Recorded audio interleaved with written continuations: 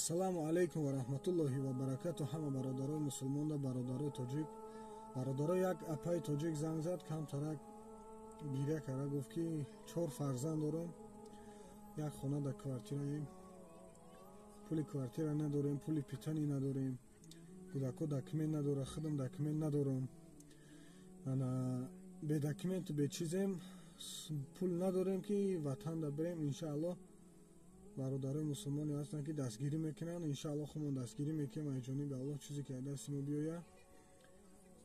ай ҳукумат омадаам гуфтаанд ки кӯдакоро интернат мебарем, чӣ коро мекунем. гиря карда гап зад. бародаро ҳаме апака я дастгирӣ кунем. ман ҳоли сиёнка кардагиам ҳамунҷо роим кардан, кӯдакоша мемонанд. 4 та фарзанд дора, ҳар 4 бачаам майда.